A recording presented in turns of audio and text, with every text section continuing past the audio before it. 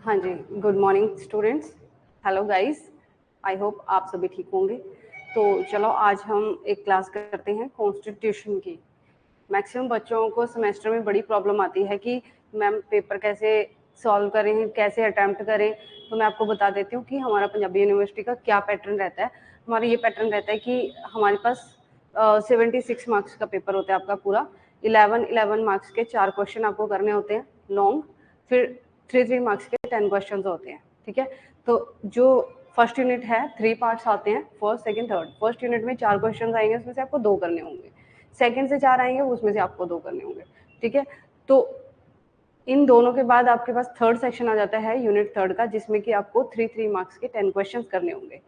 तो एग्रीगेट मिला करके 76 हो गया। ठीक है, तो आपको अटेम्प्ट कैसे करने हैं क्वेश्चन वो नहीं समझ आता। ठीक है, क्वेश्चन तो हो गया, अब आंसर कैसे अटेम्प्ट करना है। तो आपको जैसे 11 मार्क्स का क्वेश्चन है आपका, उसको आपने पूरा डिटेल करके लिखना है, पूरा समझाना है। जैसे कि एक क्वेश्चन आता है आपको, discuss the federalism with regard to the constitution of India, या फिर whether Indian constitution is federal और unitary of its nature, give your opinion. इस तरीके से आपको क्वेश्चन आएगा कि हमारा जो कॉन्स्टिट्यूशन है फेडरल है या यूनिटरी है, आप अपने व्यूज दीजिए। तो सबसे पहले हमें इंट्रोडक्शन लिखनी है कि दिस इज आवर कॉन्स्टिट्यूशन। कोई भी इंस्टीट्यूशन है, कोई भी कॉलेज स्कूल कुछ नहीं किसी ने बनाना है, और सबसे पहले उसके क्या बनाते हैं, कॉन्स्टिट्यूशन बनाते हैं। रूल्स रेगुलेशंस को ही कॉन्स्टिट्यूशन बनाते हैं कि हमने कितने मेंबर रखने हैं, कैसे क्या काम करना है। तो जैसे ही हमारा इंडिया फ्री हुआ ब्रिटिशर्स से, उसके बाद नीड हुई कि एक रूल फ्रेम किया जाए जिससे कि हमारे कंट्री को पूरा रन किया जाए। तो उसी तरीके से ये हमारा कॉन्स्टिट्यूशन बनाया गया हमारी कमेटी द्वारा। तो ये कॉन्स्टिट्यूशन की इंट्रोडक्शन इस तरीके से आपने देनी है। Then we have to discuss our constitution is federal और यूनिटरी। देन हमें अभी पहले इनको फेडरल की कैरेक्टरिस्टिक्स समझानी होगी, नेचर समझाना होगा। तो फेडरल के कैरेक्टरिस्टिक्स क्या क्या है। फर्स्टली कॉन्स्टिट्यूशन हमारा एक है, वो कितने टाइप्स का होता है, फेडरल एंड यूनिटरी। ठीक है, फेडरल की कैरेक्टरिस्टिक्स क्या है, नेचर क्या है। रिटन कॉन्स्टिट्यूशन होता है सबसे पहले तो हमारा कॉन्स्टिट्यूशन कैसा है, रिटन है। सेकंड है सुप्रीम कॉन्स्टिट्यूशन होता है। ठीक है, यानी कि कॉन्स्टिट्यूशन को ही सबसे बड़ा लॉ माना जाता है, ग्रैंड लॉ माना जाता है। तो वो भी हमारा कॉन्स्टिट्यूशन है। ठीक है, कॉन्स्टिट्यूशन को वायलेट करे ऐसा कोई एक्ट नहीं बना सकते हैं। तो सुप्रीमेसी ऑफ कॉन्स्टिट्यूशन बन गया ना, तो इसीलिए सेकंड कैरेक्टरिस्टिक्स है सुप्रीमेसी ऑफ कॉन्स्टिट्यूशन। थर्ड है जी distribution of power. Distribution of power किसके बीच में करनी है हमने, डिस्ट्रीब्यूशन सेंटर और स्टेट के बीच में। दोनों की अलग अलग पावर्स हैं, कोई भी एक दूसरे की पावर्स में इंटरफेयर नहीं कर सकता विदाउट एनी रीजन। ठीक है, तो ये वाला फीचर भी है हमारे कॉन्स्टिट्यूशन में।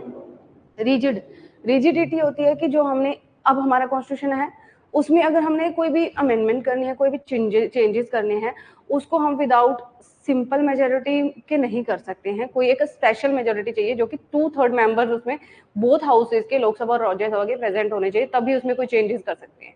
तो इसका जो अमेंडमेंट का प्रोसीजर है वो भी रिजिड है। तो ये फोर्थ फीचर है, ये भी है हमारे कॉन्स्टिट्यूशन में। लास्ट है जी इंडिपेंडेंट जुडिशरी। जुडिशरी जो है वो इंडिपेंडेंट होगी, कोई भी बाहर एग्जेक्टिव लेजिस्लेचर्स का किसी का भी इंटरफेरेंस उस पर नहीं होगा। तो ये भी फीचर है। ठीक है, अब हम अपना एनालाइज करते हैं कि हमारा कॉन्स्टिट्यूशन कैसा कैसा है। मैंने आपको साथ साथ बता दिया, रिटन भी है, सुप्रीमेसी ऑफ कॉन्स्टिट्यूशन भी है, डिस्ट्रीब्यूशन ऑफ पावर्स भी है, रिजिड भी है, और इंडिपेंडेंट जुडिशरी भी है। Now we have to discuss unitary. Unitary में क्या होता है कि सारा कंट्रोल किसके पास होता है, सेंटर के पास होता है। ठीक है, स्टेट कोई भी काम नहीं कर सकती। ठीक है, अब हमारे कॉन्स्टिट्यूशन में क्या क्या पार्ट्स हैं जो हमें बताता है कि हमारा कॉन्स्टिट्यूशन यूनिटरी है। फर्स्ट वन, टेरिटरी और चेंजेस कोई भी करने हैं तो वहां पे स्टेट अकेली नहीं कर सकती है, वहां पे हमें हेल्प लेनी पड़ेगी सेंटर की। तो ये एक आ गया यूनिटरी का फीचर। इमरजेंसी प्रोविजन के टाइम पे कोई भी इमरजेंसी लगे, नेशनल, फाइनेंशियल या फिर कॉन्स्टिट्यूशनल इमरजेंसी, जितनी 3 तरह की इमरजेंसी है उनमें से कोई भी इमरजेंसी लगे तो वहां पे स्टेट अपना कंट्रोल सारा खो देती है। सारा कंट्रोल किसके हाथ में जाता है, सेंटर के हाथ में। अगेन यूनिटरी का फीचर आ गया।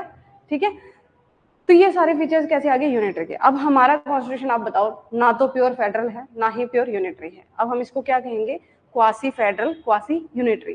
तो हमारे कॉन्स्टिट्यूशन का अपने आप अब आपने लिखना है उसका कॉन्क्लूजन। ठीक है, और ये हो गया आपका 11 मार्क्स का क्वेश्चन।